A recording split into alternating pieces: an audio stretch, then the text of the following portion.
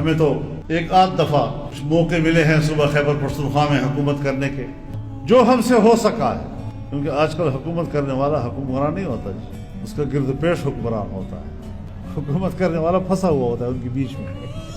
ہم نے ایک قانون بنایا اور اس قانون میں ہم نے حیوانات تک کے حقوق کا تحفظ کیا، اس قانون میں ہم نے درختوں اور نباتات تک کے حقوق کا تحفظ کیا، اور جب اسمبلی میں پاس ہو گیا 1 سال تک پورے ملک میں ہم نے اس پہ ڈیبیٹ کی، 1 سال تک، اور صرف 2 باتیں ہم پبلک سے کہتے تھے۔ ہم سیکولر مائنڈڈ لوگوں کو بھی بلاتے تھے اس سیمینارز میں، اور ان سے ہم کہتے تھے کہ آپ ہمارے اس بل کو پڑھیں، کوئی بات آپ کو شریعت سے متصادم نظر آئے، کوئی بات آپ کو آئین سے متصادم نظر آئے، آپ نشاندہی کر ہم اصلاح کریں گے۔ اور بہت اصلاح کی اس کی، بہت سی چیزیں ایسی تھی کہ ہم نے لوگوں کے مشورے مانے اور پھر جا کر پاس کیا۔ تو جنرل مشرف صاحب بنفس نفیس سپریم کورٹ میں گئے اور سپریم کورٹ سے فیصلہ دے دیا کہ اس میں اتنے شقے آئین سے متصادم۔ ہم نے پھر سپریم کورٹ کی بات مانی اور سپریم کورٹ کی بات مان کر ان 3-4 حصوں کو نکال دیا اس سے، اور پھر پاس کیا، اور جب دوبارہ پاس کیا تو پھر وفاقی حکومت اسی سپریم کورٹ میں گئی۔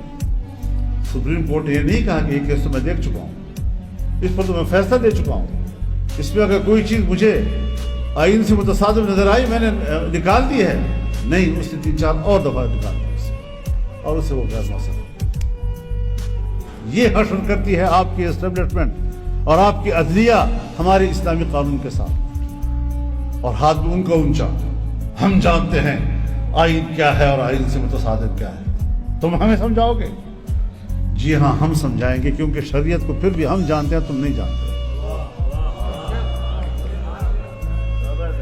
آئین ہم بنا کر دیتے ہیں آپ کو، آپ نہیں بنا کر ہمیں دیا کرتے، قانون ہم بنا کر دیتے ہیں آپ کو، لہذا قانون پھر پڑھائیں گے بھی ہم آپ کو۔ آپ یہ ہمیں نہیں کہہ سکتے کہ قانون تم ہمیں سمجھاؤ گے، تو قانون میں نہیں سمجھاؤں گا تو بنایا میں نے، پھر میں کیسے نہیں سمجھاؤں گا؟